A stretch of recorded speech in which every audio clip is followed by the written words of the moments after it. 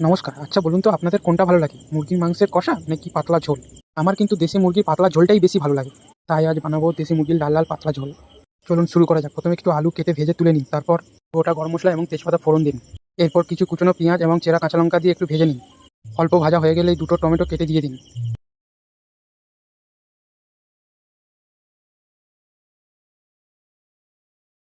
Tomato দিয়ে হালকা লবণ দিয়ে ভাজুন যতক্ষণ না টমেটোটা গলছে।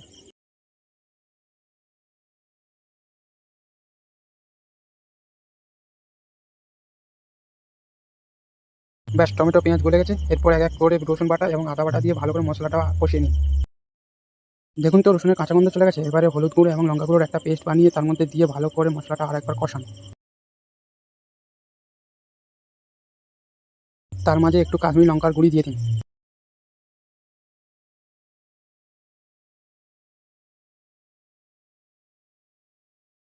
কাশ্মীরি লঙ্কার গুঁড়ি দেওয়ার পর সামান্য জল দিয়ে দেবেন যাতে মশলাটা না পুড়ে যায়। দিয়ে তারপর মশলাটা ভালো করে কষান। যতক্ষণ না মশলা থেকে তেল ছাড়ছে ততক্ষণ কষিয়ে যান। মশলা কষানো হয়ে গেলে তার মধ্যে দেশি মুরগির মাংসগুলো দিয়ে মশলার সাথে ভালো করে কষাতে থাকুন।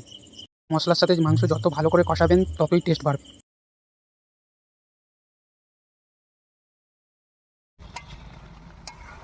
মাংস কষাতে কষাতে তার মধ্যে ভেজে রাখা আলুগুলি দিয়ে ভালো করে আরেকটু কষিয়ে নিন।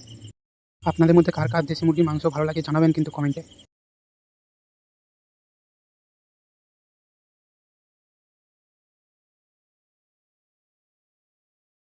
মাংস থেকে তেল ছেড়ে দিয়েছে, ব্যাস মাংস কষানো হয়ে গেছে। এবার আপনারা মাংসে যতটা ঝোল রাখবেন পরিমাণ মতো ততটা জল দিয়ে দিন। জল দেওয়া হয়ে গেলে মাংসে ঢাকা দিয়ে কিছুক্ষণ ফুটতে দিন। মাংস নামানোর আগে গোটা গরম মশলা দিয়ে ভালো করে মাংসটা একবার নেড়ে চেড়ে তারপর নামিয়ে নিন। সত্যি রবিবারের দুপুরে যদি ভাতের সাথে এরকম দেশি মুরগি লাল লাল পাতলা ঝোল থাকে তাহলে আর কিছুই লাগে না। আর কোনো আইটেমই লাগবে না, এই দিয়ে এক থালা ভাত শেষ হয়ে যাবে, তাই না? সত্যি বলছি তো, আপনারাই বলুন। আপনারাও একবার এইভাবে বাড়িতে বানিয়ে খান, দেখবেন সারা জীবন মুখে লেগে থাকবে। রেসিপিটি ভালো লাগলে সাবস্ক্রাইব করবেন।